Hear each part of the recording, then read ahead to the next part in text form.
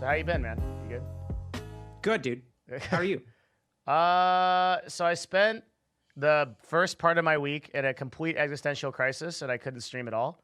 So that happened. But then the last part of my week was really good, and we reached record subscribers on this stream, more than ever before yesterday, which is really exciting because that hasn't happened That's in awesome, 7 man. years. Congratulations. Thank you, man. What kind of existential crisis does one have that prevents you from streaming?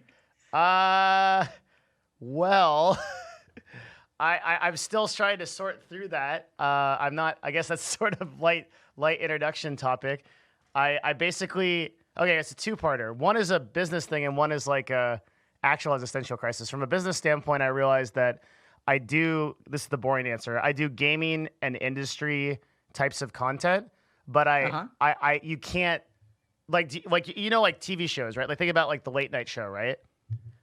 Nobody does 4 hours of prepared content every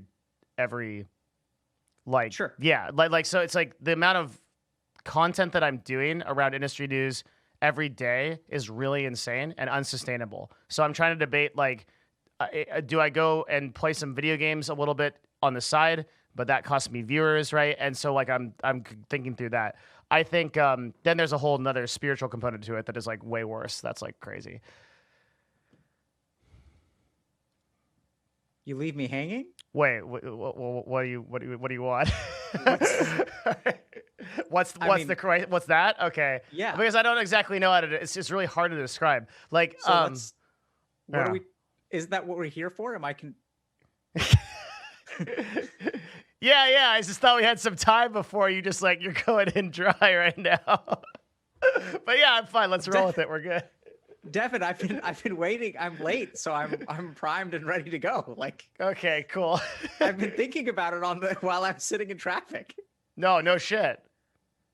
Okay. So what's going on, man? I just like fuck. What is it? I don't. Oh God. I don't think that anything I do, one, is good enough, or two, really matters. I think that's probably what starts it, and then from there, I'm not sure. So I was thinking about, because you had me do some homework actually, or you kind of had everybody do some homework. I put it in the announcements. I don't know how many of you actually did it, but the homework was, and I'll read it here. Do you remember what it was? Yeah, write a page about what's wrong with the world. No. That was the first homework. Okay, what was the most recent homework? The second homework was think about something you want to do and write down what's getting in the way of you doing it. Yeah. And then there was some details on that. So I did that, and I came up with and this is related to what's going on. My number 1, 2, and 3 problem is I just can't sleep. So I can sleep, but it seems like I'll get done with my stream. So I have 2 full-time jobs, right? I do the stream, and then I also do Nerd Fusion as a talent agency. So I usually run that until like 6, 7 p.m. I get home and then have dinner, have like a great night or whatever, watch some Twitch or whatever. And then my brain from like 10 p.m. on does everything possible to waste time until like 3 or 4 in the morning. It's not that I can't sleep. If I laid down, I would go to sleep, but I just don't. And then so as a result, I wake up super late. I'm late for my stream, which is supposed to start at 9 a.m. and never does unless you're here. And then I'm sad, and my viewers are sad, and everyone's sad, and I can't break this cycle no matter what I do. I've read self-improvement books. I've thought about it a lot. I've tried nothing, and I'm all out of ideas. Doctor, what do I do? Okay, so yeah, so let's dig in. So I think I see 2 or 3 different things here, and I'm just going to lay them out, and we can kind of bang them out maybe in reverse order. So the first is that you think that what you do is not good enough, right? So that may Absolutely. Be something. Yes. Something along the lines of imposter syndrome. Is that like the same kind? Is that what you mean? So here's a really good example. Okay, I was on a podcast last night. And it's a really big podcast, actually the biggest podcast on Twitch. And there's another person there who I really respect. The guy's name is Moon, and he's a streamer.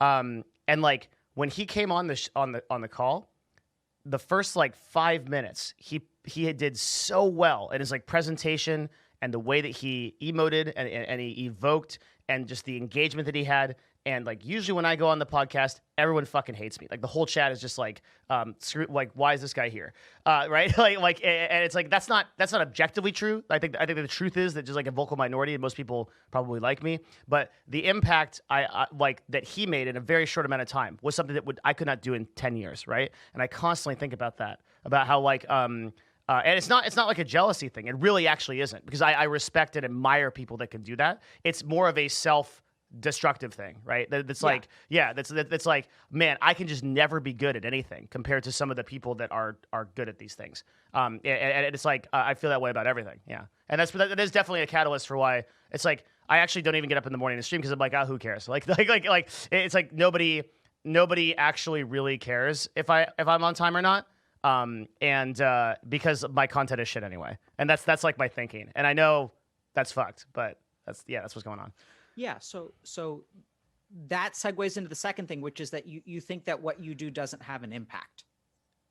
Generally, yes. I think I'm maybe a minor catalyst in some ways, but almost never. Yeah. The nothing I do essentially matters. Yeah. Okay. For sure. And then the third thing is you can't sleep. As a product of those things, yeah, probably. So you said that at 10 p.m. you could go to sleep if you laid down, but that your mind does something to distract you or something. Right? Yeah, so I have no so this is like I have no real insomnia, in the sense that like when I'm in bed, I never lay in bed and can't fall asleep. Some very rarely, but like not really often. So what ends up happening instead is I'll play a video game till really late. I'll watch YouTube. I'll literally do everything. My mind will do everything it can to stop me from doing the things I want to do at that point, especially late at night. Well, yeah. So, but I mean, but you want to do those things. Like you're framing it like, I really don't. Like I like hate myself every day for doing it, but I know what you're saying. Like, yes, of course there has to be an aspect of me that wants it, or I wouldn't do it.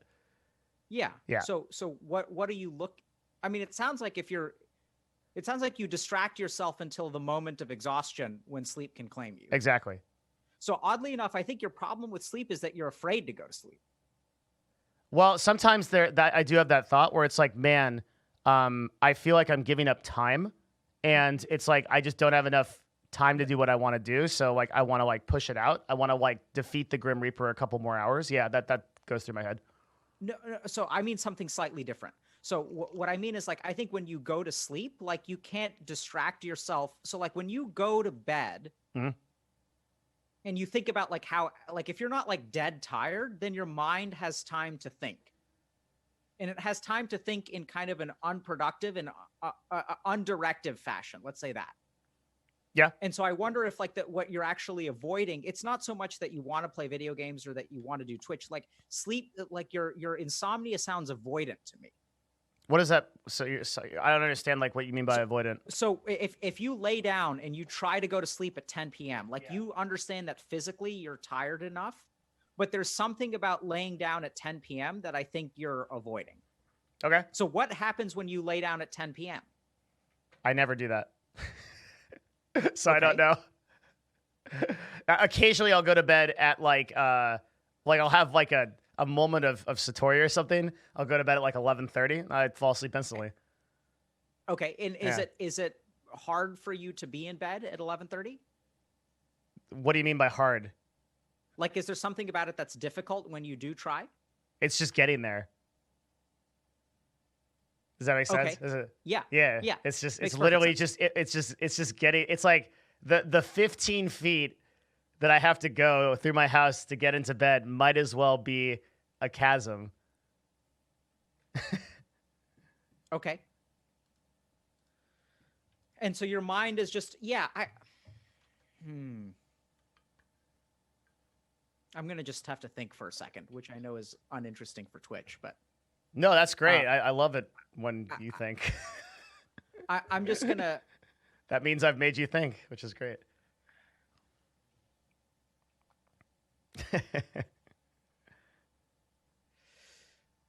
Okay, we're gonna table sleep for a minute.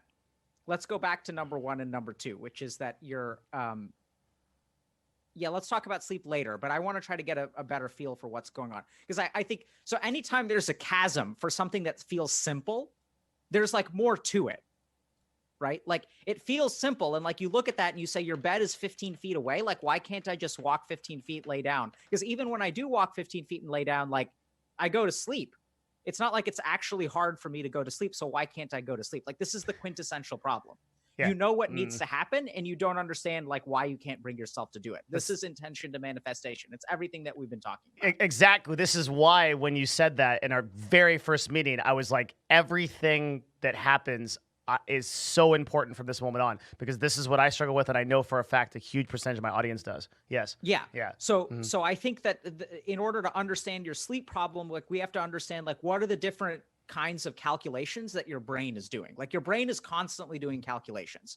And the problem is that we're not aware of what most of them are. So like even for example, like you're drinking something right now, right? Yes. And if you think about like even something as simple as drinking water is like actually a very complicated, ongoing, iterative process in your brain. So like I'm not drinking water right now. And over time, like my brain is evaluating, do I need to drink water? Do I need to drink water? Do I need to drink water? It's a passive process. And so did you say it's a passive process? Well, it's passive to us. It's not conscious. Yeah. So it's very active though. It's like active, ongoing calculation. Yeah. And then there are all kinds of things that I can change to determine whether I drink water. Like as my sodium level increases, as my degree of like, so it's really sodium level that prompts us to drink water. So when we get dehydrated, what our body detects is actually very concentrated salt. So like the more we get dehydrated, the higher our sodium concentration, which is the amount of salt per, volume of water increases. And the saltier we get, like literally the saltier we get, the more our body wants water. I'm surprised that Twitch chat isn't drinking like 10 gallons a day of water then. That's a problem. Yeah. Like they would be less salty if they drank more water. Like literally that's how your body works. There you go. The doctor solved toxicity right there. Salty is a word for like mad at gaming. Yeah. But so I haven't solved all toxicity. I've just solved saltiness. Okay. That's a good start. So toxicity is not just being salty. That's interesting. I didn't even know that. That's cool. Huh. Yeah. So there are other things that we can do. Like even if my body says that, okay, my salt level is pretty high, whether I do or don't drink water also depends on something like the availability of water. Like if I have water sitting in front of me, a certain salt concentration will cause me to drink it. Whereas if the water is like in the next room over, like the salt concentration has to be higher to engage me to walk into the room and get the water. Does that make sense? It does, but that's crazy to think about. It's also just crazy that the brain actually just does all that. Yes. Yeah. That's actually insane. And so when we're coming to your insomnia, like we have to understand there are all kinds of weird like calculations that your brain is making. It's making like pro and con decisions at like 10 p.m., 11 p.m., midnight, 1 a.m., 2 a.m. And then when 3 a.m. rolls around, like whatever that balance is that tips you over. Yeah. So instead of like walking over to the next room to grab water, finally you're able to cross the 15-foot chasm to your bed. So if we understand what the variables are, then we can start to manipulate them and actually create the behavior that we want to. Sounds good. In this case, I want to zero in on like one general variable, which I think a lot of people don't really acknowledge. So there's a part of you that wants to go to bed. And then there are other like pulls. I want you to think about them like little like gravitational wells that are like, they're like pulling at you in other directions, right? Like I want to play a little bit of whatever you play. Like I want to watch a little bit of Twitch. There's these different pulls. And generally speaking, like doing what we want to do involves like the balance between those little pulls and what we want. So if I go to lunch and I know I should eat a salad, but I want a hamburger, the hamburger is a pull and like the salad is what I want. Mm-hmm. So one of the biggest things to understand is your ability to like exercise willpower and like overcome the burger for the salad depends on something that I call your cognitive load. Okay. Your ability to, like, sorry, could you repeat that last sentence? Because that was really important. Yeah. So the ability for you to like choose the salad over the burger, the ability to overcome that gravitational pull involves like how much cognitive load you have. And so Okay, like now we have to cognitive, define cognitive load. Yeah. yeah. So cognitive load is like, you can think about it like willpower. Like that's one example of cognitive load. Uh-huh. The other thing that I just generally think about is like frontal lobe function. Okay. So your frontal lobes are the part of your brain that govern something called executive function, Yeah. which is like impulse control, exercising good judgment. Like if you think about like, you know, what we think about as maturity is like the frontal lobes. Maturity comes from the frontal lobes. Okay. If we think about like an 18-year-old and a 28-year-old, like what's the difference in their brains? It's not IQ, right? Like the 18-year-old is just as smart as they're going to be when they're 28. The difference between an 18-year-old and a 28-year-old, or even like a 15-year-old and a 25-year-old, is frontal lobe function, what we call maturity. And what that means is they just like you do less stupid shit when you're like in your 20s, hopefully, right? Wow. You know? Okay. Yeah, this is all new to me. That's crazy. Yeah. So like if you think about like what's the difference between a 15-year-old and a 25-year-old, like their intelligence is about the same. It's just the 15-year-old like can't control their impulses in the way that the 25-year-old can. The 15-year-old can't take a step back from their life in the way that a 25-year-old can. So adolescents and teenagers tend to be like egotistical and narcissistic by nature. Yeah. That's just what happens in their brain. And a 25-year-old has the ability to like take a step back and reflect on what's going on in their life, hopefully. Okay. Yeah. And so all of that stuff is like frontal lobe function. I think about that as like cognitive load. So cognitive load is like what your mind has to handle. And this is where stuff like imposter syndrome and self-worth come in, because in order to function, if you have like a sense of something negative deep within you, it requires cognitive load to like keep that at bay. Yeah. Yeah. Okay. Right. So like for some people, they're always fighting like this subtle, like it's like the Cold War. Like you're fighting a Cold War against your imposter syndrome. And there are times where the Cold War becomes active, like when that dude shows up on the podcast and he opens his mouth, and for 5 minutes, all of the feelings that you have buried like rise up and you like feel them. It's like a conflict has broken out in like a proxy state. So one weird like caveat to that. When that actually happened, I was like elated. For like the like when that whole show, I was like, dude, this is fucking awesome, right? It was only actually afterwards that I looked back and I watched the tape, and I was like, oh man, I didn't show up. Like that was like the like I see. Like Okay. the level of presentation that I'm. So usually, okay, so this is how this podcast goes. It's important to like, because it will kind of like reveal my thinking, I think. Typically we select guests from the most popular broadcasters or influencers that are also interesting. Usually we get guests who are not great. At least a few, okay? That either I think like take over the show in some way, or don't actually like provide as much value. There's varying reasons for this. It would, if I talked about it too much, there'd be a lot of like drama threads, so I don't want to do it. But this show that we had yesterday was like all triple A players. Every single person was like a contributor. They were on point. They were in the discussion, and so it was like I feel like I have a pretty good. I'm consistently, because of this imposter syndrome, I'm insanely introspective. I think about everything that I do. I watch all my tape. I try to figure out what I'm doing in comparison to things. So like when I evaluated my presence on this show, I definitely felt like I was the most lacking today. I don't always feel like that. Sometimes I feel like I'm in the middle or something, but most of the time I feel lacking in some way. And I can stop there, but then I think there's maybe one other really important thing. Go for it. Okay.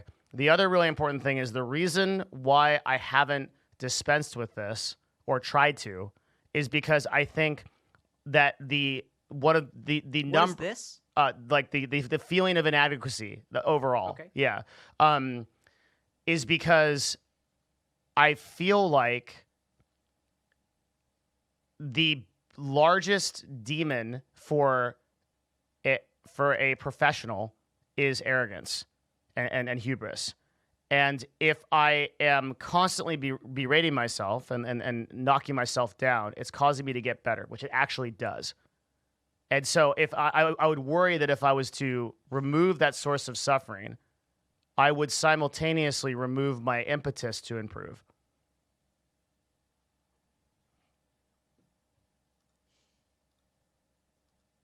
Okay. That is important to know. Mm-hmm.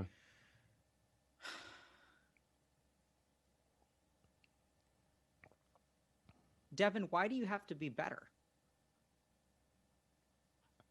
At a macro level, At whatever level.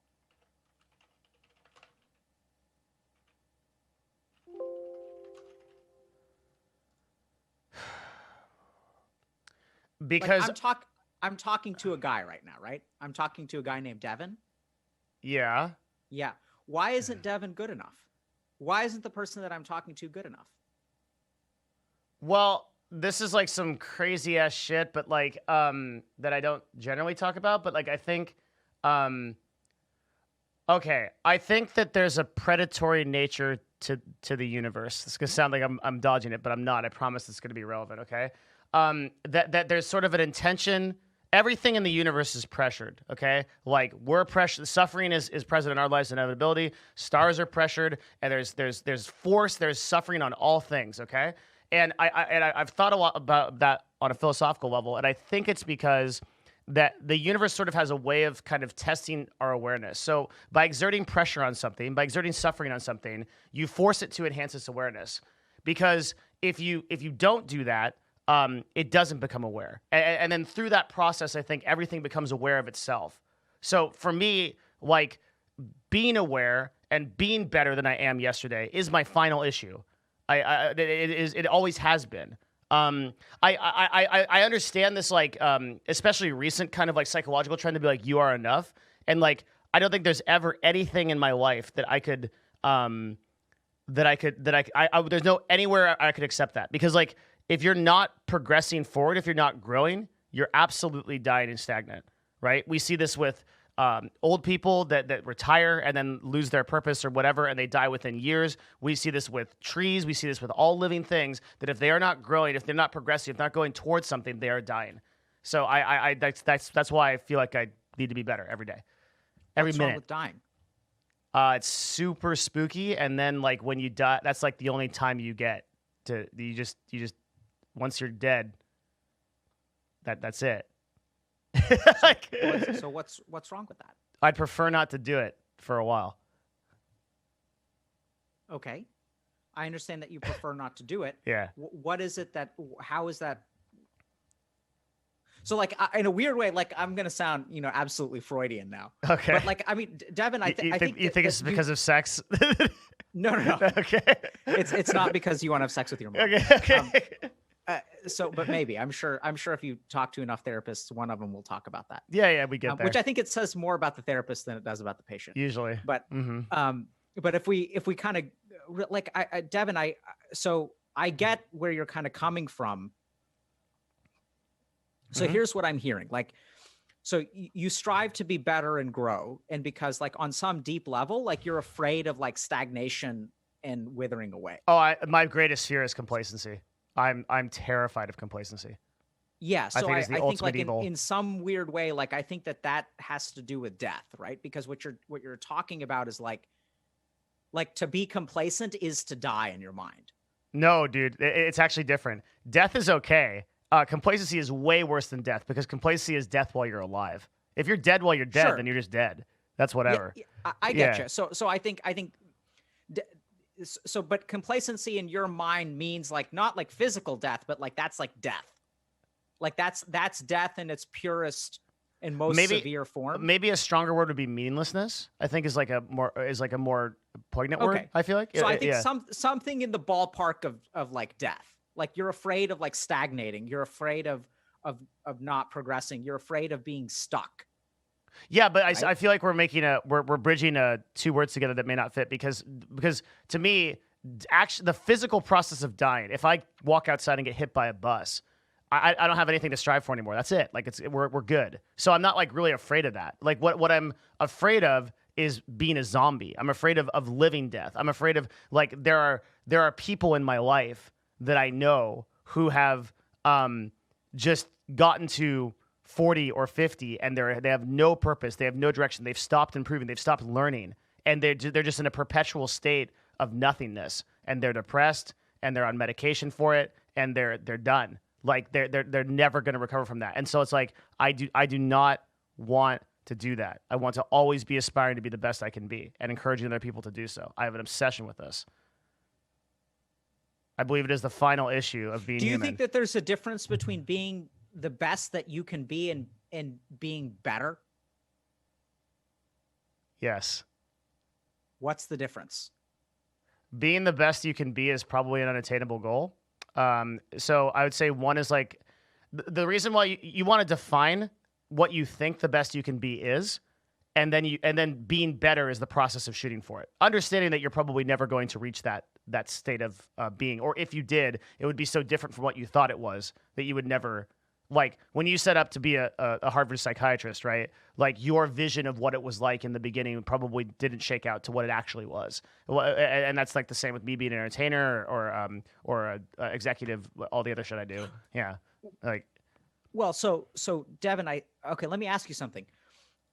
Are you the best you can be right now? oh, absolutely not. No, so far from it. Why hold on. How is that possible? How can you be anything but what you are in this moment? Okay, I understand this, like, well, what are things, man, mean? But like, in reality, like, there is a state of being that is me right now, and there is a state of future possibility, quantumly, that is a set of variable me's that can actually be, and one of those could be a higher level, achieving greater or doing greater things than what I'm doing right now.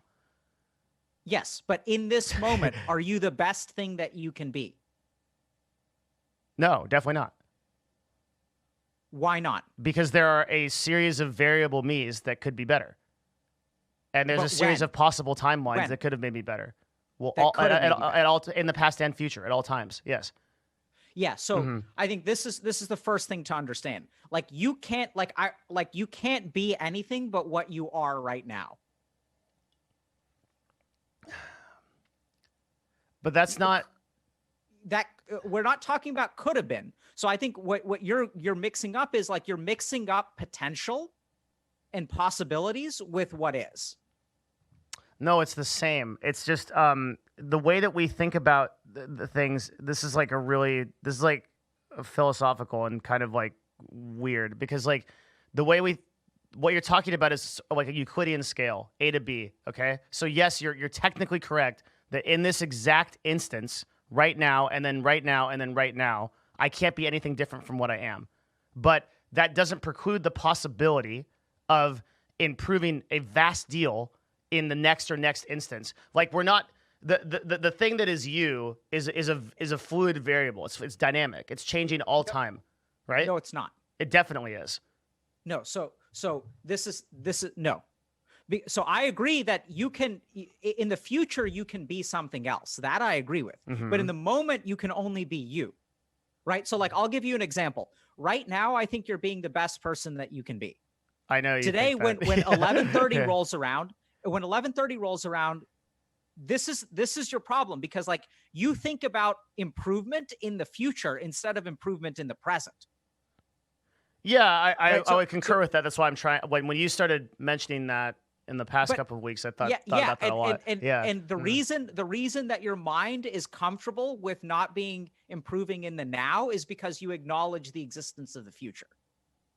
Like this is kind of interesting because what you're saying is that like in the future you strive to be this thing, so you're looking in the future, you're looking in the future, you're looking in the future. So what you're looking away from when you look into the future is looking in the now. That's possible. Okay. Right? Like there's a very dangerous. So fantasy is like a little bit of an addiction. Like hope is a little bit of an addiction. If you talk about what takes up cognitive load, it's hoping about the future. Like there are so many people that I work with who like imagine what they're going to be one day. And there's something so satisfying about like imagining like who you're going to be one day. And there's something so satisfying about the idea of striving towards an ideal. But like striving towards an ideal and like actually doing something is two different things. And the funny thing is that our brain gets satisfied by striving for something instead of actually doing it. That's true. Yeah.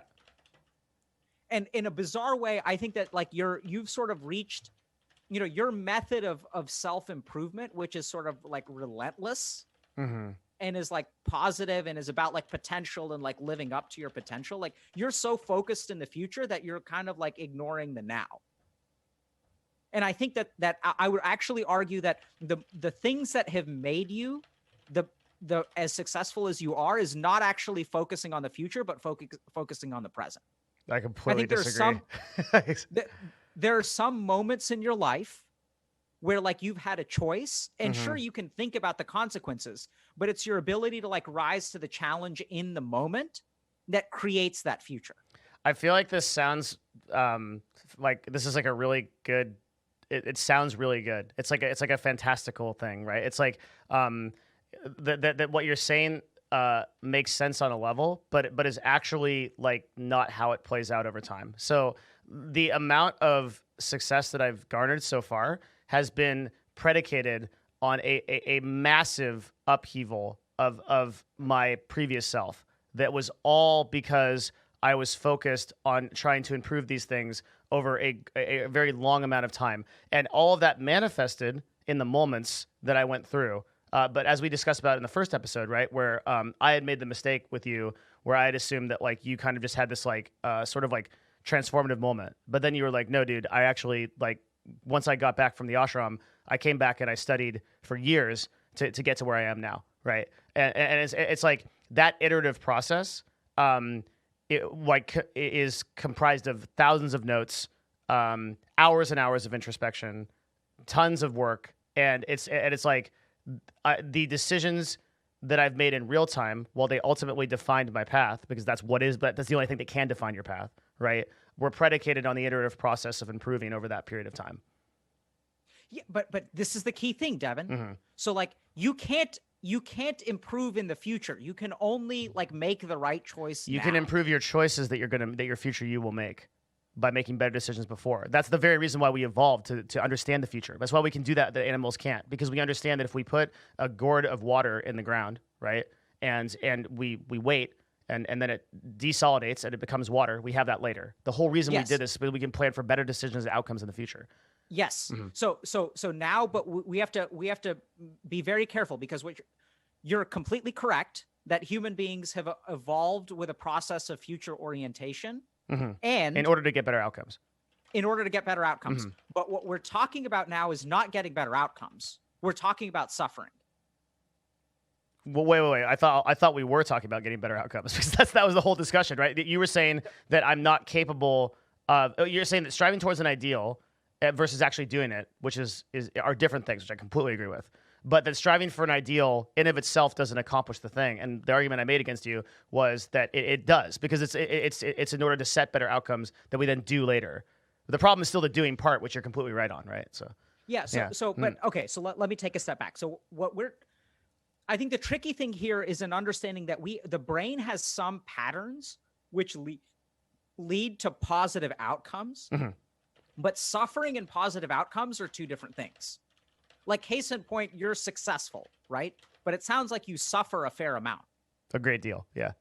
And what you're noticing is that there's a link between the part of you that allows you to be successful in life, and that's the same thing that causes you to suffer. I don't understand. So like it's your relentless sense of self-improvement and your sense of inadequacy that drives you to be a better person, is responsible for your success. I think so. So what we can see is that like in order to improve outcomes, there's some faculty within you that improves your outcomes and causes you grief.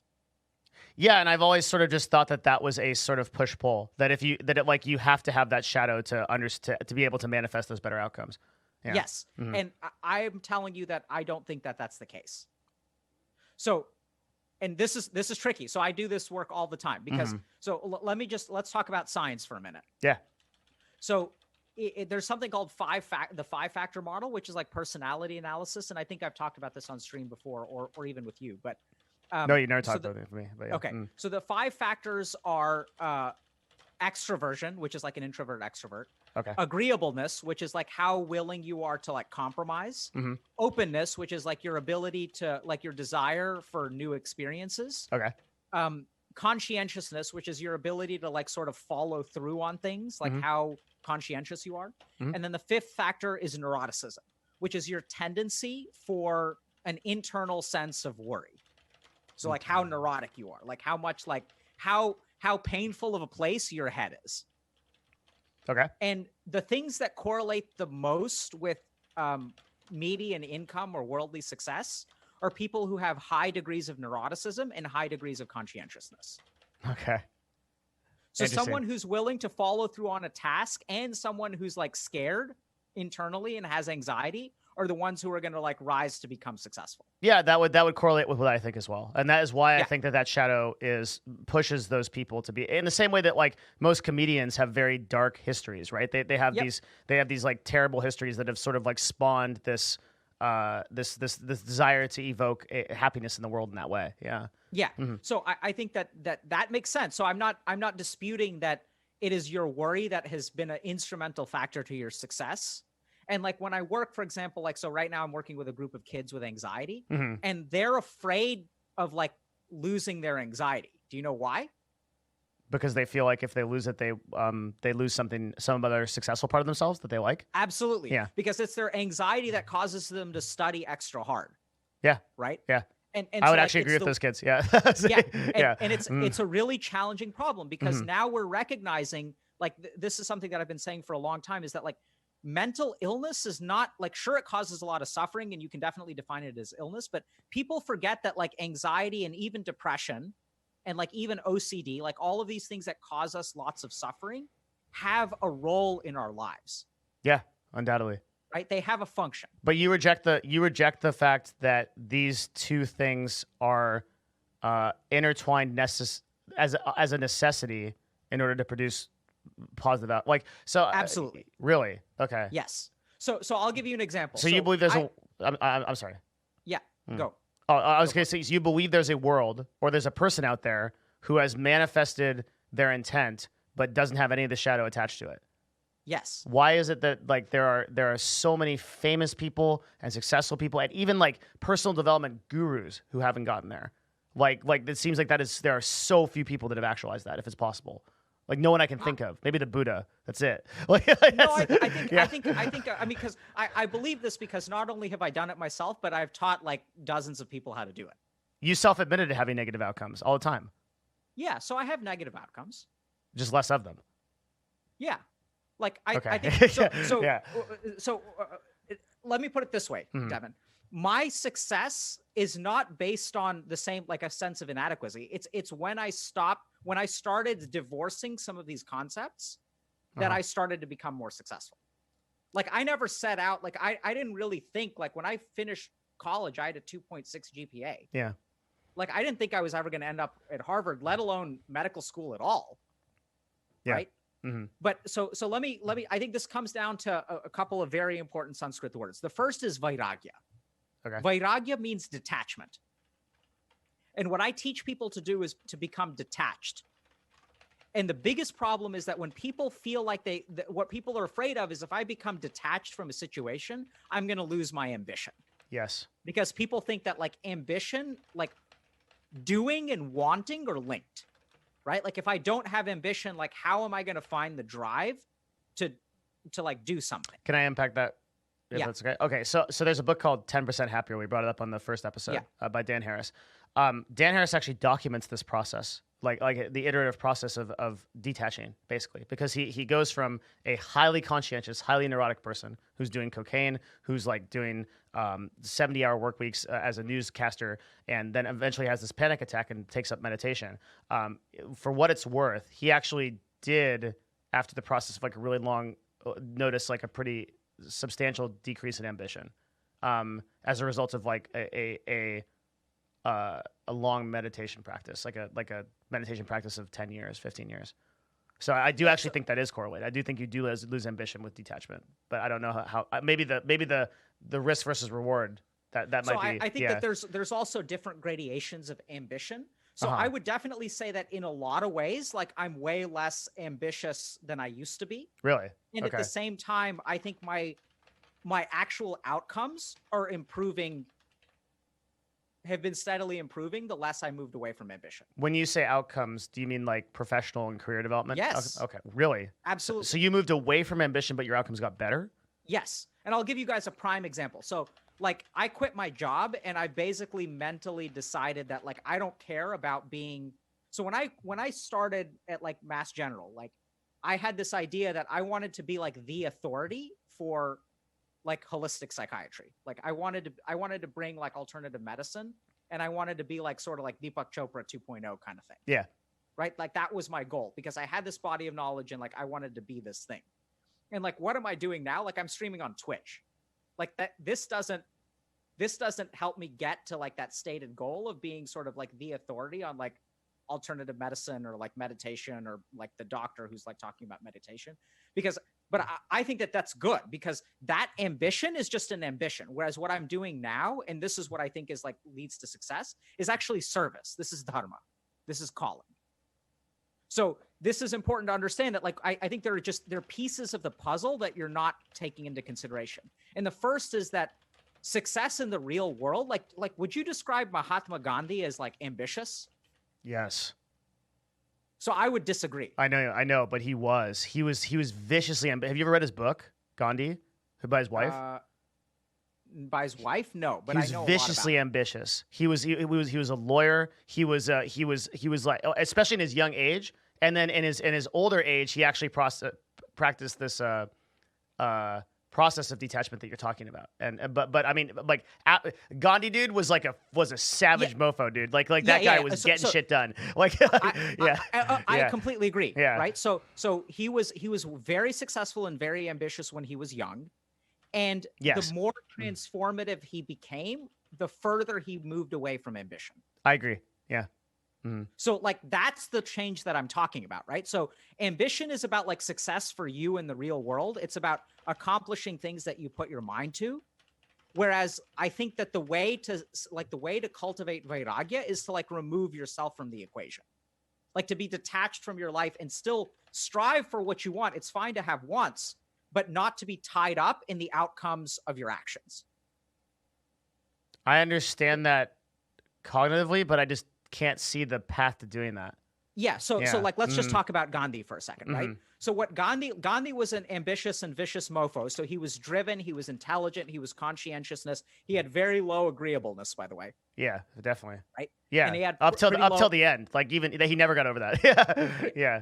And what happened with him though is he realized that like there's something greater than ambition, and that's dharma. So like what he accomplished out of dharma is like orders of magnitude greater than what he accomplished out of ambition. Okay. I mean, I'm definitely following you. Yeah. And so the thing to understand is that if you want to like be something in the world, like you can still do that without ambition. It's just the focus isn't on you. It's about something greater. And the cool thing about dharma is like that's what allows you to do the most difficult things. Because if it's for ambition, if it's for yourself, like it's hard to truly do something like sacrifice. You're ultimately like you're contained by your own ambitions. There are some things that you're not willing to do because of the cost to yourself. Whereas when you do something for dharma, like you're able to make sacrifices on an order of magnitude that like still allow you to be impactful, but like the cost is yourself. What's the difference? Because you believe in serving something different from yourself, that sacrifice because ambition is is about you. So ambition is about you, and dharma is not. So like when you think about you being inadequate, like are you inadequate? Like you're thinking about yourself, like the focus, like the thing under the crosshairs is you. Yes, right? I was about to ask how wouldn't inadequacy actually improve it would remove you from self, right? Because you're thinking about inadequacy can apply to both. So I'll give you an example. So I can go into a hospital and I can when I teach medical students, so like medical students are like they're highly neurotic and highly conscientious, so they're like us. Yeah. Right. So they've done very well their entire life. So like they start around high school, they decide that they want to become a doctor, and they like get really good grades and they study really hard to go to a good college, because you have to go to a good college to get to a good medical school. You have to get to a good medical school to like get a good residency. And if you want to be like a plastic surgeon or whatever, or like a, like a pediatric oncology surgeon or something like that, if you want to do something like super noble and amazing that's like saving the world, you have to like start by like your algebra test when you're 15 years old, right? That's how the path starts. And so they get really, really good at like They're highly neurotic. They care a lot about grades, and it's their fear of grades that pushes them to study really hard and do really well. Yeah. So they've become very, very oriented towards grades. And then they enter in their third year of medical school, you enter the wards, which means like you go and work at a hospital. So like you still get a test, and a test is responsible for like 20% of your grade. But basically like how good of a job you do in the hospital Is what determines matters. whether you get like an A, a B, or a C. And this can be a really disorienting and painful process because for the first time, like people don't know how to do the right thing. And they like beat themselves up because they don't really know. Like you go to a hospital and people will say like, okay, you know, people will ask them questions and they don't know the answer to the question because they didn't know they were supposed to know that. Yeah. So their whole life they've been like, okay, like this is the target that I'm going to set for myself. And then I'm going to work towards that target. And then when they get to the wards, they just have this vague idea of like, I want to get honors in this clerkship, which is what they're called. Like, so like this 6-week rotation on surgery. Like I want to be one of the kids that gets honors, but they don't really know how to accomplish that. So they start to suffer a lot because they feel like they're not doing a good job. They feel super inadequate. People ask them questions that they don't know the answer to, and they're used to always knowing the answer. Yeah. And so these kids just suffer. And some of them like stay up all night and they study like everything in the textbook. And some of them get honors because they don't know. And they're afraid of looking stupid. So they're going to study everything under the sun. Mm-hmm. But the ones who do, and you can do that. So you can get honors and still like suffer throughout it all and be like, every day you go into the hospital, you're like afraid that you're in a war zone. And like, you never know when a doctor or a resident or an attending is going to ask you a question. You don't know if you're going to know the answer. You're in the super high stress state. Yeah. That stress can cause them to study really hard and know a lot of information. It can lead to good outcomes. Mm-hmm. There's another camp. So these are the people that at some point, like when I sit with them and I see a kid struggling, what I try to do is I say like, you're trying to know the right answers. You're trying to become a better doctor. If you really want to be a good doctor, forget about trying to be a good doctor and focus on the patient. When you come to work in the morning and you get assigned a patient like Mr. Smith, I want you to just think for a second, like go into the room with Mr. Smith and talk to him for about 5 or 10 minutes and ask him all the questions that you want to ask. And then like, I know you don't know medicine yet, and I know you're not a doctor yet, but then after you leave the room, I want you to sit down with a piece of paper and just sit down in a quiet place and then ask yourself, if no one else were here and you were responsible for Mr. Smith and you were the only doctor left alive or all the doctors are dead, what would you need to know and how would you help him? And you make a list of what you need to know, and whatever's on your list, that's what you learn. But the focus isn't about whether you're competent or incompetent, whether you know what you're supposed to know or you don't know what you're supposed to know. The focus is like, what does Mr. Smith need? Okay. Can we take an analogy across to like, Sure. Like a broadcasting principle? Okay. So one of the most important broadcasting principles on Twitch is comedy, right? So would you say that maybe this same type of concept applies where it's like, instead of, if your objective is to be funny, which is kind of like being a doctor in a funny way, it's like, it's a sort of nebulous thing because like when you're clinically diagnosing someone, it could be any number of problems, right? Like there's no answer there. Just like there's no answer to being funny. It just sort of clicks. And then if the two things come together, it's like, okay, you have this, we fix it. Or you tell a joke, someone laughs. Would you say it's the same thing where it's like, I've taken improv classes. It's obviously maybe better, right? But are you saying that like, if I want to become a better broadcaster, for example, the way to do that is to focus on my viewer and ask a question like, what is it that this person needs? Absolutely. That I could, yeah, like from this transaction. Just, like so tunnel down in this for a second because you can focus on your viewer in two ways. Mm-hmm. You can focus on your viewer like you're like an advertiser who's trying to sell a product. You can be like, how can I get this viewer to do what I want to? That's still focusing on the viewer. Okay. Right? Yeah. But there's a different thing, which is like, what does the viewer actually need? Like I'm here and I can give this viewer something and I think that's a great way to like actually end up with comedy because sometimes like, so the reason that I'm funny, like my first stream, I like put on this robe and like I put on a fake beard and I talked with an Indian accent and stuff, and I loved it. It was fun for me. And part of it was like I realized that I have a message to send about, and I want to teach people meditation.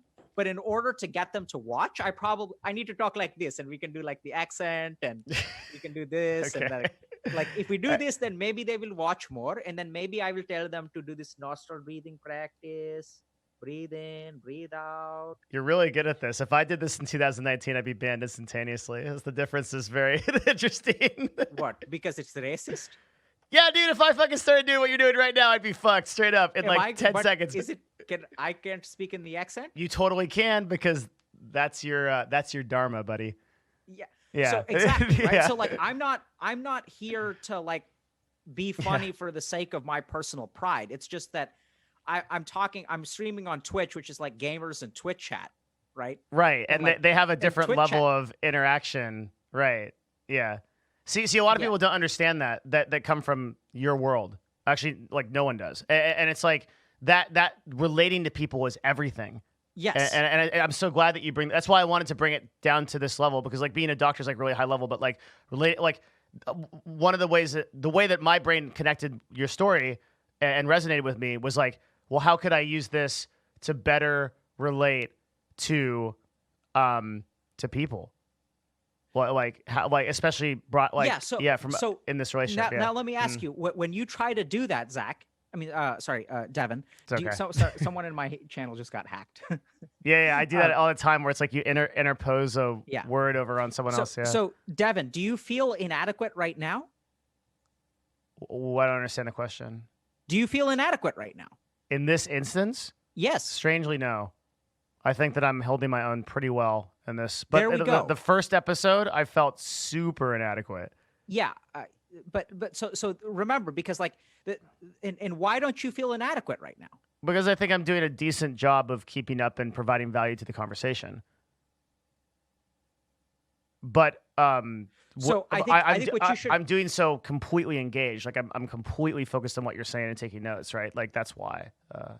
So I think that providing value to the conversation is the important thing. And this is where like now we come to another layer. So I think keeping up, like if you can't keep up, you can't keep up. Like I understand that you're going to feel bad, but just, you know, if you like keeping up is sort of like not something that you can really control. Like either you're able to keep up right now or you're not able to keep up right well, now. no, like, it's out of your hands. That's not true. If I was playing like StarCraft 2 right now and was just kind of had you like halfway tuned in because I had the hubris to believe that I could you know, one-on-one with a Harvard psychiatrist, like like I'm completely engaged and providing value because I'm making a conscious effort to do this. Yeah. So because I think what you have to say is really important. So I agree with what you said. I mean, if you're really being grossly negligent, then yeah. Well, there are people on Twitch that do this, so yeah. So my complete focus is relevant here. Yeah. So I think though what we come down to is like your feelings of inadequacy are gonna go away the more you orient towards service. That's a fascinating concept. Your feelings of inadequacy are going to go away the more you orient it towards service. I'm just trying to figure out how to translate that into what I do. I'm not sure. I mean, so like this is where I have a really discrete advantage because I come from the world of medicine where like tackling like ego and hubris and feelings of inadequacy, because ultimately it's about the patient. Like you can have whatever kind of bullshit you want going on in your head, but it's about the patient. And you can feel it. And like whether you feel inadequate or you are inadequate, like the question is like, do you do like, and even then this is the really crazy thing. And the really cool thing is that sometimes, and we have to deal with this day to day because patients die. Yeah, that's what I was about to say. It's like I feel like if you're dealing with someone with like a gunshot wound and they're like blah blah blah, you're like, man, I really feel terrible about myself. Right? Like there's like your brain's gonna like prioritize so much easier to focus on that patient. Like that process of detachment in that way is a necessity to your job. But if you're an entertainer like me, and especially you're just getting like hundreds of shitty comments in chat every day that are like, hey, you suck, or they're way worse than that, but like that kind of thing. It's not as easy to make that distinction because I don't, that guy doesn't have a gunshot wound. He's just a dick. Or maybe he has a psychological gunshot wound, but yeah, you know what I mean? But yeah. No, what he has a micro penis.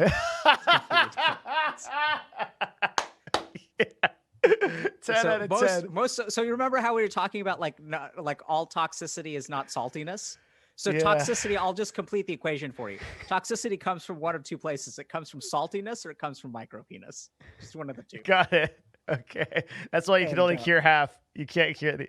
No matter how good of a doctor you are, you can't cure the other 50%. Yeah, you can't cure the saltiness. Yeah. Okay. But I think you're right, Devin, that in a weird way, like I do feel like I'm lucky because we get to grapple, like we have to grapple with these things like day in and day out, right?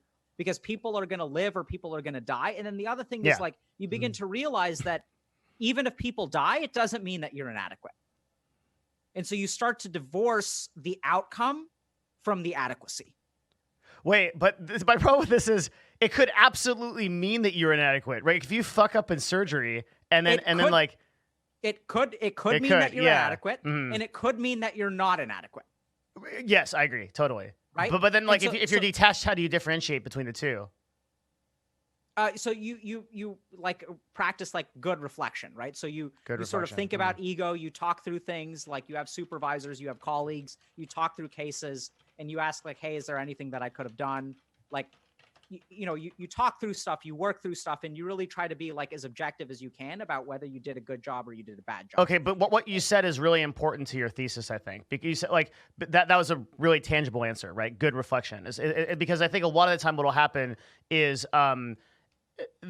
people will be afraid of detaching from something because they will fear that they will lose that ability to be introspective on how they can improve, or at least I'm speaking for myself, really. Yeah. So I think this is where like you think that you're going to lose a lot of things. So like the reason that you have imposter syndrome and the feelings of inadequacy is because you don't want to let them go. I don't understand. That sounds true, but I don't get it. So like because you're so attached, because you think that if you lose your feeling of inadequacy, you're going to become complacent in the old suck it life. Yeah. And so like the reason that you have that is because you're not willing to let it go. Yeah, that's probably right. Right? Like, so just think about that for a second. Like the reason you have imposter syndrome is because you want imposter syndrome. Yeah. Fuck. I don't disagree. Right? So yeah. Now what we need to do is we need to, so I'll just let that sink in for a second. Oh, it's I mean, yes? Yeah, it's, so it's, Devin, yeah, go ahead. It's well, I acknowledged that in the beginning, right? I mean, I said that I keep up that inadequacy because I still actually defend this. Yeah. I mean, it's like a really profound statement, but yes, I actually do, because I think that inadequacy drives me to be the person that I am, or am becoming. Both. Yeah. Yeah. So what's the difference between what you just realized a few minutes ago and what you said at the beginning of the stream? The difference is that I realize I maybe accept that it's possible to have both, to detach yourself and not feel inadequate, but also not be a complacent piece of shit. Okay, I think that's a cognitive answer. I'd say that something else is happening. So I'd say that the first is a logical answer, and the second, what just happened, is like the light bulb going off. So now your behavior is going to change. Why? Because something just, like, the light bulb went on for you a few minutes ago. It's like, it's hard to describe, but like you felt like you understood something in a way that you haven't understood it before, even though you've been saying it this whole time. I don't know. Okay.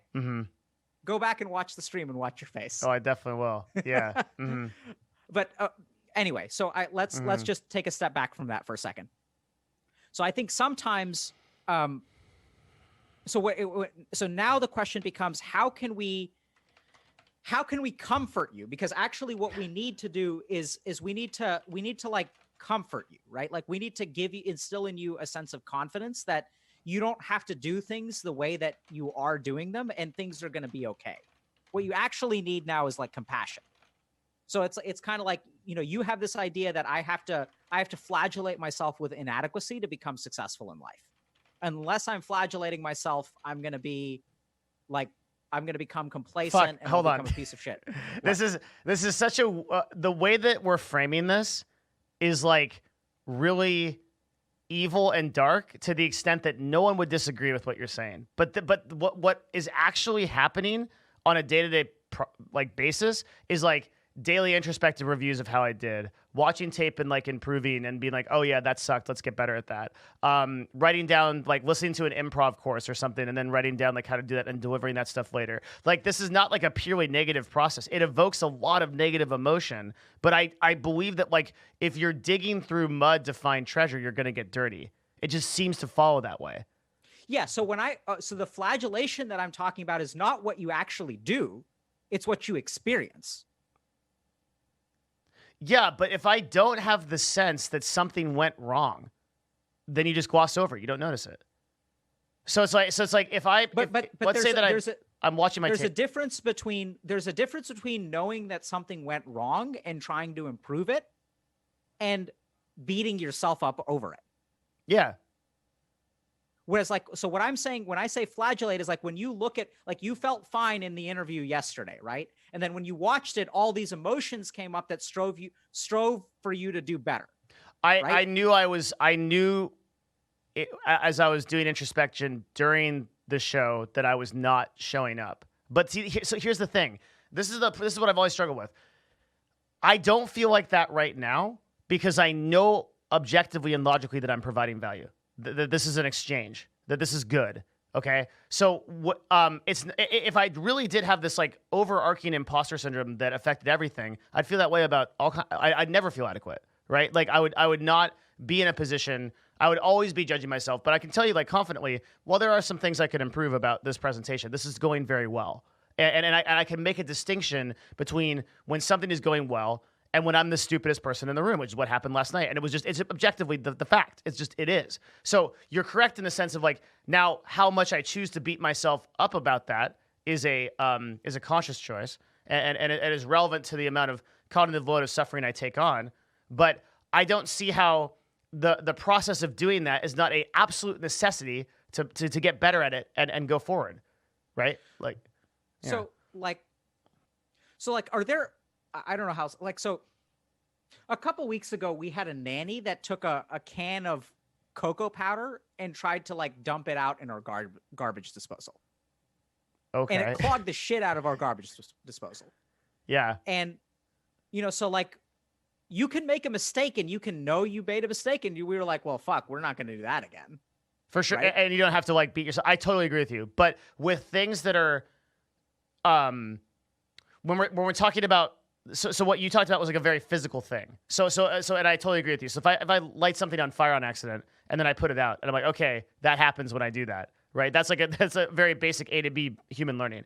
But self-introspection into ways that we can present ourselves better or reflect better on something or entertain somebody or tell a better joke. These are really hard concepts. They're very complicated. They have a lot of different like intricacies. And I think it's very easy to skip over them if you don't notice them. And you yourself said, because I take notes on all these episodes, in the second episode, that one of the ways that our brains learn, right, is we key into suffering. Is like that pain of, oh, don't do that again, is a sort of flag to like notify us like, hey, over here, right? So like removing that, I feel like, here's like how it would actually translate. I feel like I would watch that whole podcast again and I'd just be like, yeah, that went great. That's not good, right? You don't want to do that. Like, no, like you want to. So yeah. So Devin, I think we're like, it's coming down to a knife's edge. So that's good that we're getting close. So yeah, what this is like you enjoy working on yourself. Oh yeah, right? I think so. You enjoy. Like, I hate it and curious, I enjoy it. Yeah, you're beautiful. Yeah, right. So this is the important thing to recognize is that there's a part of you that even if you didn't hurt yourself in doing it, you would still be doing it. Even if I didn't hurt myself in doing it, I would still be doing it. Because you love it. Like 700 self-help books that you read, like sure, let's say 350 of them were because of feelings of inadequacy, but 350 of them were because of curiosity. Yeah. Because you genuinely like this. You're 100%. I can never stop it. I listen to podcasts at night. I walk home and I'm listening to some self-improvement thing. Yeah, like, I can never stop. Then why do you get this idea that like the only way forward is through flagellation? And that's the point that you're making is that like, I use this word flagellation. It's like, it's creating this image that you're like in the bathroom, like crying in like a tub. Sometimes I am. Yeah. Like that's happened sometimes. Yeah. Yeah. Yeah. And when I play League of Legends, like, but that's, and you're saying like, that's the only way, like you're so attached. It's a good way. It's not the only way.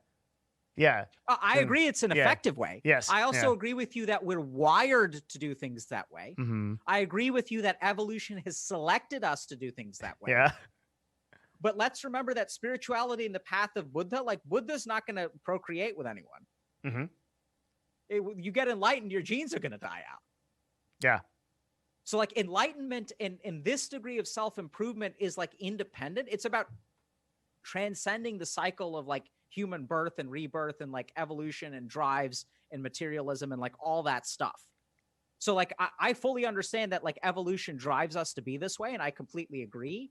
And what we're talking about is not material success. We're talking about peace. And like peace is not something that evolution has selected for.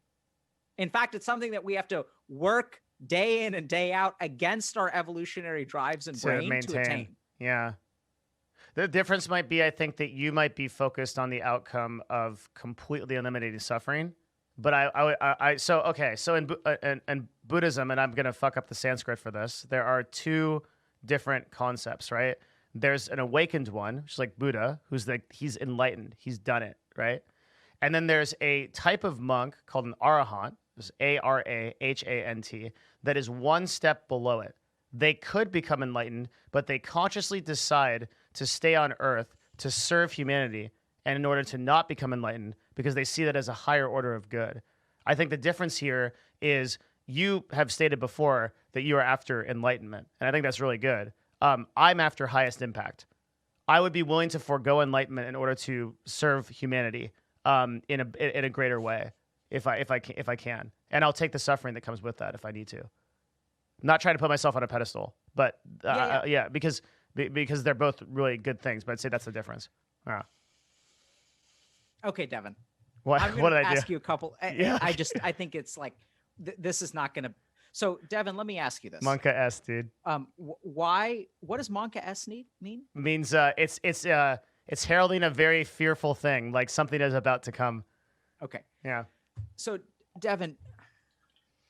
So I think the real challenge here is that I don't think you want to get better in terms of like your feelings of inadequacy. Yeah, I don't. And if it costs me my ability to self-improve and be the best I can be, I don't. Yeah. Even at the cost that it has to myself. I think this is the real challenge, because what you're going to need is like, I guess what you need to do is experiment and understand that there's like a different way that you can still be just as successful as you are without feeling inadequate. Yeah, but nothing that we've discussed logically in this conversation seems to be that that's the case, because we've already concurred that suffering is a flag for notifying you of places to improve, that negative emotion begets learning. And so like all these processes just seem to logically follow that you grow as a result of taking on these burdens. And that's how my entire understanding of life is. Right? Yeah. Like, so I think you're talking about logic, and I think that that's a logical way of putting it. But I also think that the med school example is equally logical. That focusing on like the more that you orient yourself to the patient, you don't suffer. You can experience negative emotion, but you just fully orient towards service. Yeah, but what if you're the patient? Yeah, so if you're the patient, then the person who's helping you shouldn't be suffering.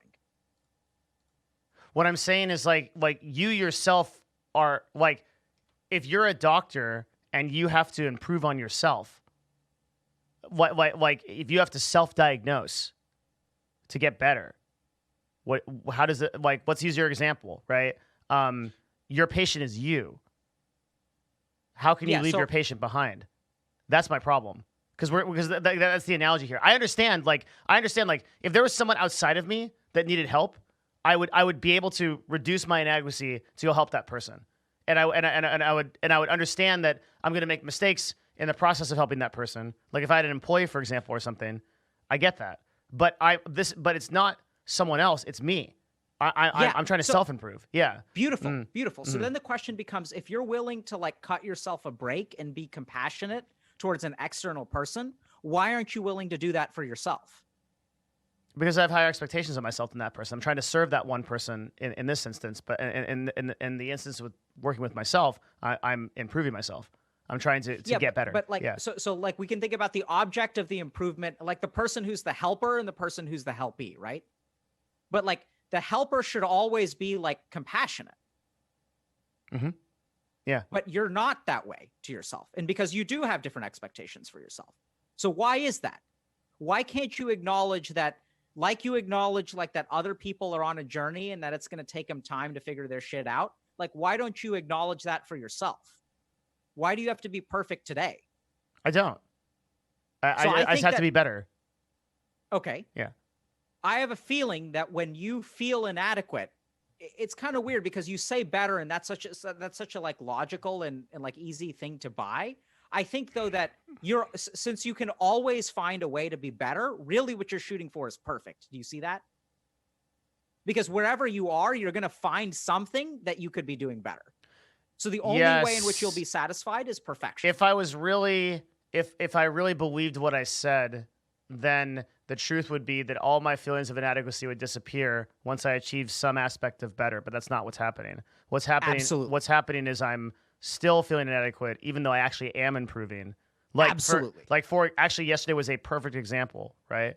So I had those negative feelings around the podcast. However, we also hit a record number of subs on the stream. So it is an incredibly celebratory thing, like a legendary thing. Like in 7 years of broadcasting, we've never hit that. And yet you don't. Don't what?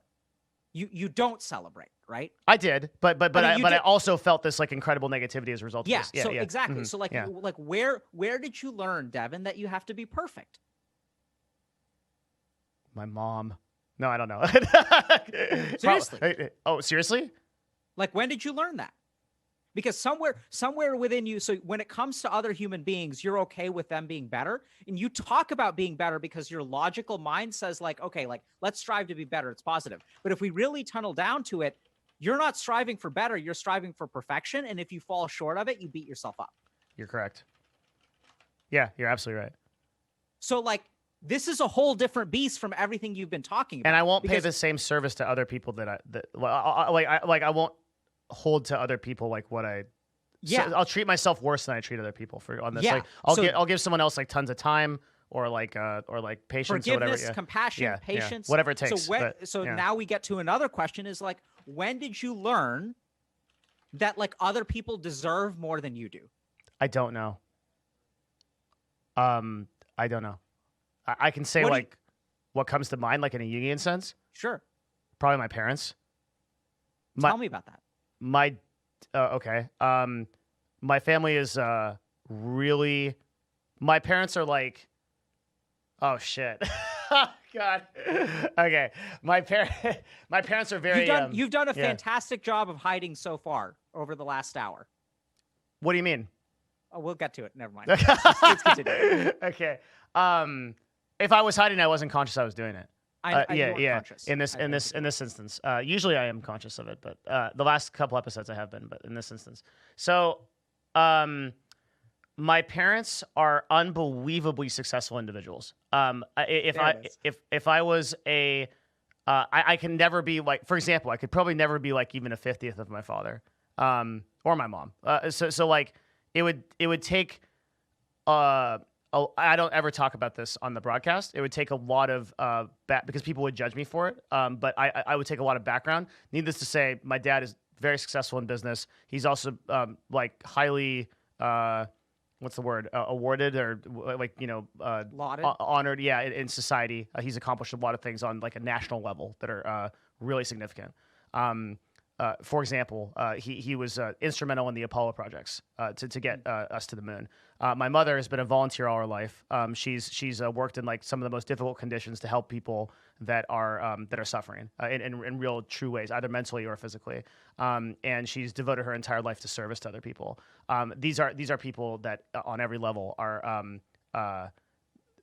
the most perfect people I can imagine. I respect and admire them and have an incredibly close relationship with them. Almost like a relationship of just like, I wouldn't say like the word that comes to mind is awe, but of course that's like kind of dramatic. But just like a very mutual love and respect. But that said, I also have a dichotomy with them that I know that I can never ever live up to their example. And this also has affected and crushed my brother and me in a very difficult push pull, like tug of war kind of against this reality. It's very difficult to.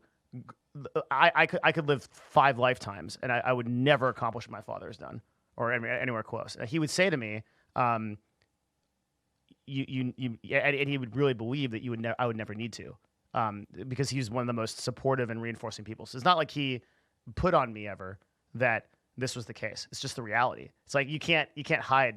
He tried to hide for a long time what he did, and then I actually found out accidentally, because I attended a course that he ended up like speaking at that he didn't know I was attending, and I didn't know he was at. And then I found out that he was actually much more significant in the industry and circle that he's in than I had any idea of. So Devin, yeah. So you were at the class, right? What do you mean? How did you? So you were at a course, like it was a live course? It was a very big seminar for green technology. Okay, great. Mm-hmm. So you're sitting there in the audience at the seminar for green technology, Mm-hmm. and then you hear your dad get introduced. My dad walks in and a entire room of PhD and like very successful people and business owners in Silicon Valley stand up and acknowledge him. And I'm like, something's going on that I don't know about. Yeah. Okay. Yeah. How did you feel? I don't know. I don't remember. I truly don't. How are you feeling now? I'm feeling like there's a significant connection between my parents, and their. That's what you're thinking. That's Yeah. what you're thinking. How do you feel? I don't know. I don't know. I haven't processed it. How do you yet. feel Probably right take now? Days. I don't know, doctor. I would take days for me to figure this out. I truly don't. I don't feel anything Okay, right now. what do you feel in your body? I don't know. I'm kind of warm. Need to pee a little bit. Kind of want some more green tea. Okay. So you did something that I've never seen you do before. Okay. Which is you bit your lip. Like it's weird. Like I wish I could kind of rewind and see it, but You can. I mean, we're on video. Yeah. Yeah. So I think so Devin, I think we're hitting up against something because you're a very articulate guy. You're a very introspective guy. You know a lot about your thoughts and your feelings. And yet we're hitting some kind of weird roadblock. Right? So like when I ask you like what you feel right now, like talking about this, like you're kind of like you're not really sure what to say. No, I just don't know. I mean, like I think it's gonna take. You just keyed me into a realization that I haven't had in my entire existence, and I need to think about it. Like I just need to process it. It's a really crazy idea that the notion that a huge part of my personal sense of identity and my drive for success and my feelings of inadequacy is because of my parents and my perception of their perfection. It's a really interesting concept. I just haven't thought about it before. And you want me to be like, I don't know if like you want me to respond by like breaking down in tears and be like, oh my God, this is the whole thing. It's not going to be that. It's not Oprah. Like I don't have it yet. I don't know. Like, no. Yeah. I don't want you to break down in tears. No. Not at all. But what I think the problem here is that like so the variable that you're not able to see is like you're saying that I need time to process this and think through it, which I completely understand. Mm-hmm. That's all cognitive though. Right? So like what you're saying is that like if you give me like a day or two, like I need to think through the theory or psychology of like how this would affect a human being and how it's affecting me. Yeah, which sounds really dumb because I know I should like feel the emotional response and stuff, but it's not really like how I operate. Like yeah. Absolutely. Yeah. And it's because you're completely dark about this part of you that you can't bridge the 15-foot chasm to your bed. Oh God, that sounds so great. Like you've done it, but listen, I know I the actual thing is I will feel all this stuff. It's just that I need the time to like get offline, sit alone and think about it. Like I promise you, like if there's some kind of like, so when I say I don't know, right? It means like, I know there's emotion and things that are coming, but I just like, I haven't had the chance to like sit down, process and evoke it, all of it. Like it's going to take, I don't know how much time. Like, yeah, but I promise you, like, I'll feel something, right? It's just not convenient to feel it right now. So I'm kind of like, you know. Yeah. So I think that's really important, Devin. That's what I'm saying is like, I think that the way that your emotions happen is like, there's some weird, like you have some system in place psychologically that like emotions are experienced when convenient. Well, that's what you were describing gamers have, right? Is like this. Yes. That's the whole thing with gamers is like they suppress their emotions in real time in order to, for convenience because they don't want to feel that way. And you know what? Oh my God. I'm sorry. This is super relevant. I was on in between our second and this episode. I had a fight with my girlfriend, and You have a girlfriend? yeah. Yeah, she's wonderful. She's this little Filipino girl that just loves me more than anything, and she's like literally just like the most fantastic and kind person. Yeah, yeah. Why do you want to be surprised that, like that I have a girlfriend? No, it's not. It's just I'm happy to hear that. I think he thought that we can't. Wait, I don't know how to take this. I don't know if you're like this feels like a teacher that's like you did that math problem right. Holy shit, good for you. Like, as if you yourself don't believe on the other side that should be a thing. Anyway, so you're saying. He didn't even deny it. Okay, all right, anyway. I got in a fight with my girlfriend, okay? And 2 hours before this, I was super productive. I was like killing it, and I was doing all these things that were like really great, and I was like working, I was like feeling great about it, and then like I screwed up because I had kind of halfway committed to going to this event, and my girlfriend was had built some excitement about going to that event, and I was like, oh fuck, I don't want to go in the last minute instead of communicating first with that, so she got very upset, and then I got upset. Okay, so the rest of my day, I played video games the entire time, right?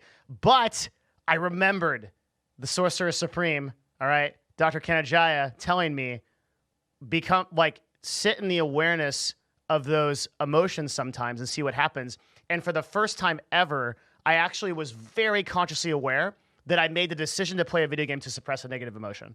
I was super visceral. And I've realized I've been doing this for years, but in this, because the difference was so, what's the word?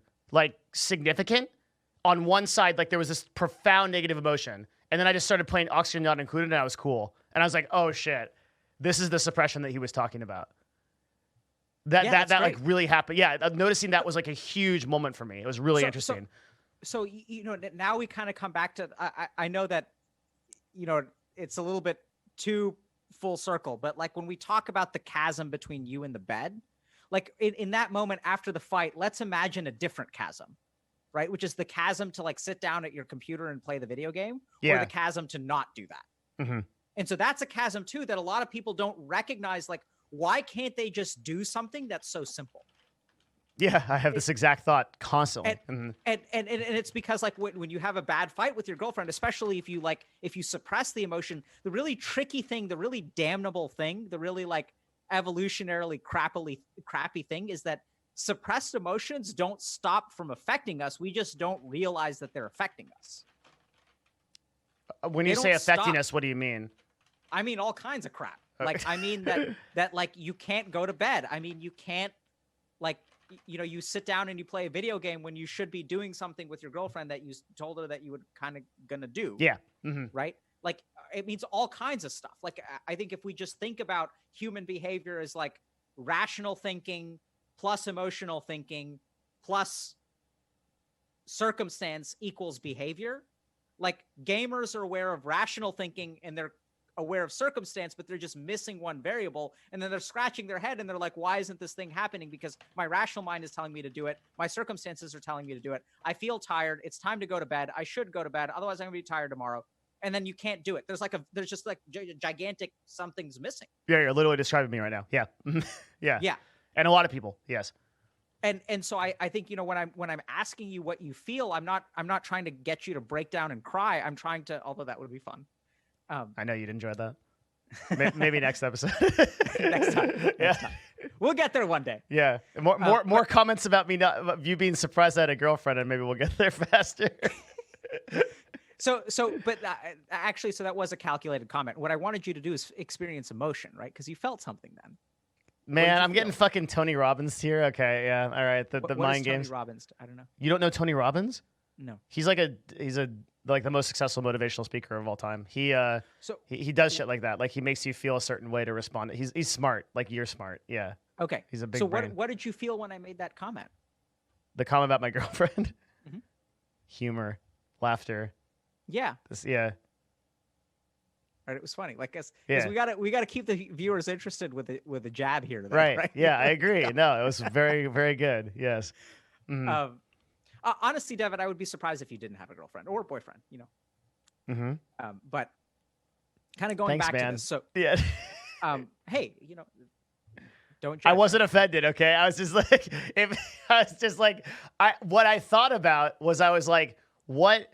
Because I believed you, because you're really good at presenting things. I can't tell if you're serious or not until you tell me you're not serious. So like, and that may just be like, I have a friend, I have a really good friend, a guy named Ethan, who is also this, and he's a person I respect to a very high level and a great deal. And it's the same problem. It's like, I can't tell.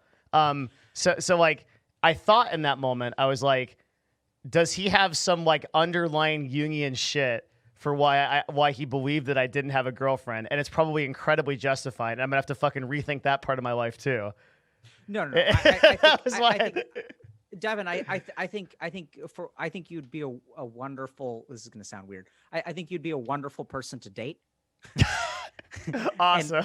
And what I mean by that is I think, when it comes to like the demons that you face, I think that the loved ones in your life don't see the negative parts of you, right? Like I think you reserve your judgment and your lack of compassion for yourself. Yeah, I feel incredible compassion for the woman I love, for 100%. Yeah. Mm-hmm. So I think thank you. That means a lot to me, by the way. And I think you have a lot of things that are going to attract people, right? So like you're confident, you're successful, you're reflective. Show. Yeah. Because I think like a lot of times, like it's hard to be in a relationship with someone who doesn't like think about what is going on in their internal environment. Like, and it's like you're dating the weather. Like the weather is just going to do whatever the fuck it wants to. And like, it doesn't care about who you are or what your feelings are. That was my ex. Yeah. So that's a conversation for a different day. My girlfriend tells me that the number one thing that she I think likes about me is that I like iterate. That like I like, it's like a program where it's like I release a new. I think she literally described it this way: that it's like a software update, and then it's like, here's what we patched, right? Like it's like this list of it, this change log. Yeah, it's like it comes back like she'll do something like, hey, don't leave clothes in the bathroom, right? Because that's like kind of, and not like in a nagging way. It's just like, she'll actually always approach this in a conversational way. She's like, hey, do you agree that this is a thing? And then I'll do it, and then I'll never do it again, right? And it's like, yeah, it's because of that self-deprecation. Yeah. So, Devin, I feel like we should maybe transition in a little bit, but let me just try to close things up for you. So just to kind of like leave things off in kind of a nice tidy bow. I mean, I think the real challenge here is that, your thirst for perfection and your desire for inadequacy, we can go back and forth about whether you can be successful without that. I really do think you can. And I would be curious about like what your dad says about feeling inadequate and how important that is to be successful. I think my father took the Gandhi path. So he was like really young and ambitious. And then he like detached and got to where we're talking about. So at this point, he lives a life of like real humility, and he has so many things he could say, I did this and I did all this stuff and everything. And one of the things I hate about myself the most is when there's a fucking joke on Twitch about it. It's ex-CEO Andy or CEO Andy, which means like, I say, and it must be a perception because I do this, right? Like, that I oftentimes mention my qualifications. So I say something like, oh yeah, I'm a C-level executive. I'm this, but like my dad doesn't need to do that. But there was a period of time when he did need to do that. And so like I'm still making that transition. I fully acknowledge if that's part of the detachment you're talking about, that I need to make that transition. That like I would much rather come on a show or do something and present on my own merit than I would my qualifications. Yeah, for sure. Yeah. So I the last thing that I would kind of really, because it sounds like you're going to think about this anyway, is to think a little bit about like, this standard of inadequacy. Like you're kind of talking about better, like, because I think there's something inside you that gets couched with all of this like self-help positivity, which is like striving for better, like wanting to be a better person every day. Like it makes perfect sense. I think it's really logical and I think it's really noble. Yeah. But I think underneath it all is like some sense of like dissatisfaction with like who you are. And also kind of this desperation of like, I'm never going to be good enough.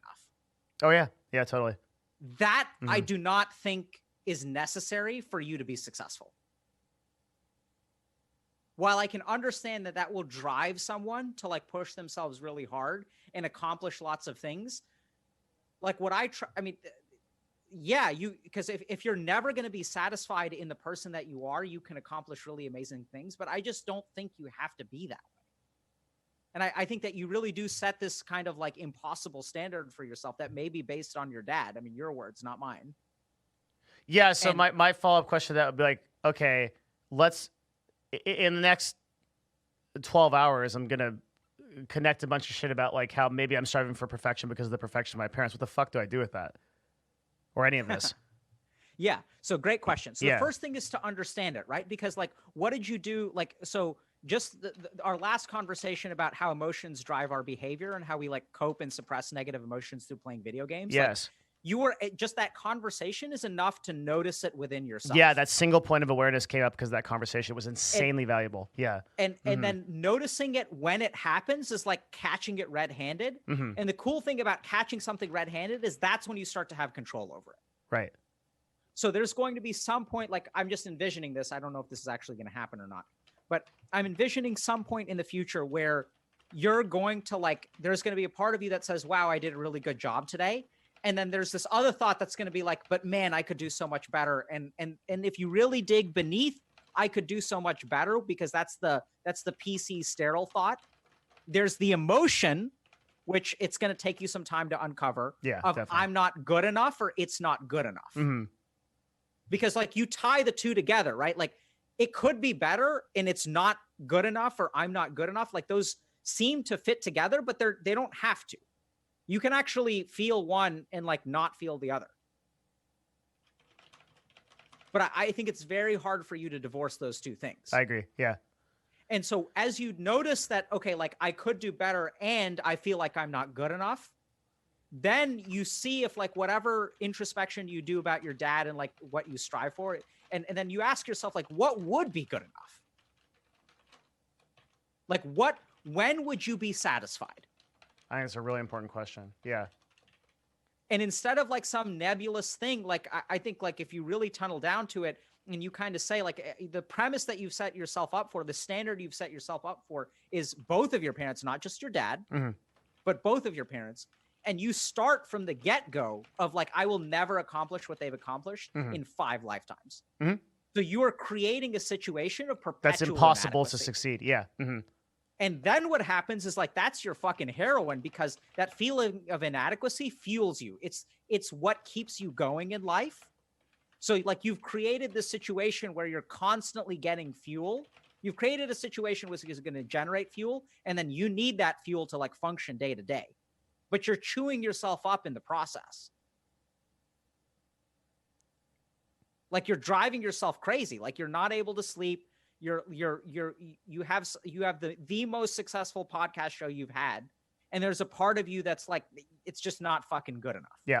And that's like, I can't get behind that strategy. Like I just can't get behind. You see no value in that because I will come. The reality is I will come back as a more entertaining individual on the next podcast because of that happening. Yes, I will do it. And yeah, I'm not saying that I don't see any value. What I'm saying is I cannot get behind a strategy that gets you positive outcomes by sacrificing peace of mind. Okay.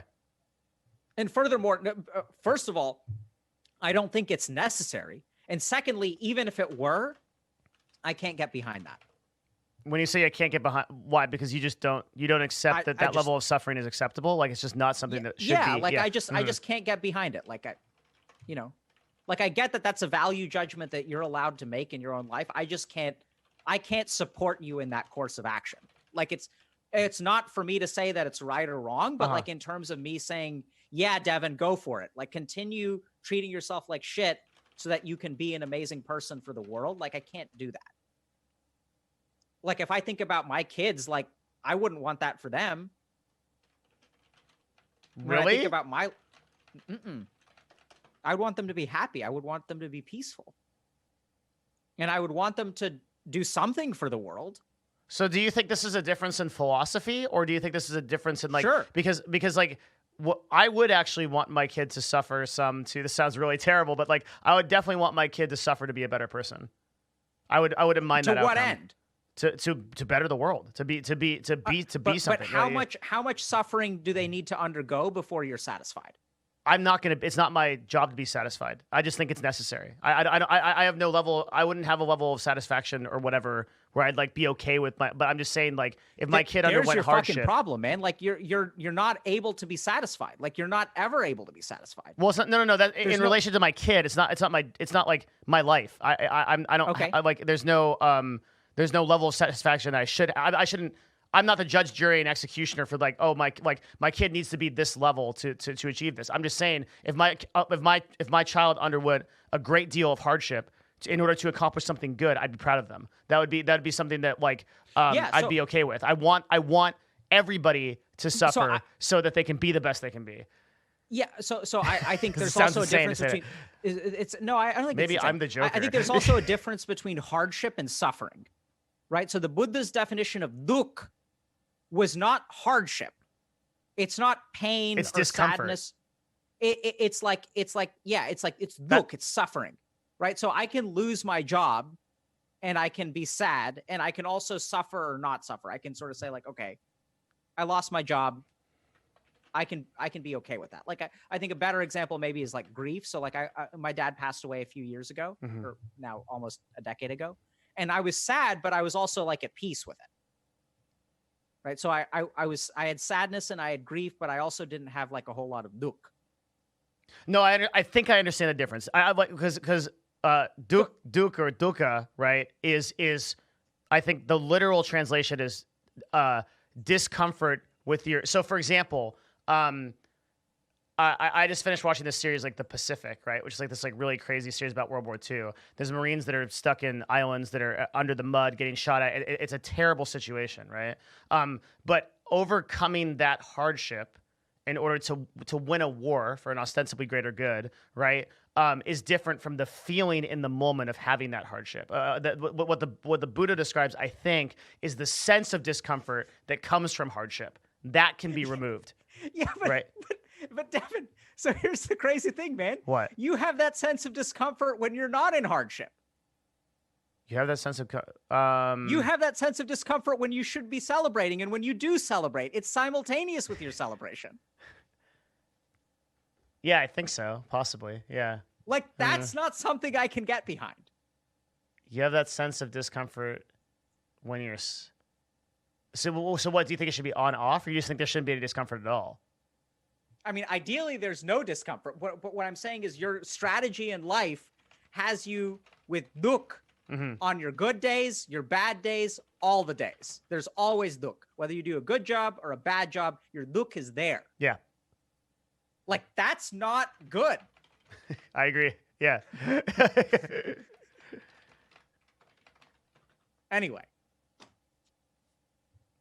I feel like we should take a break. Okay, yeah, sure. And, if people want to ask questions. Oh,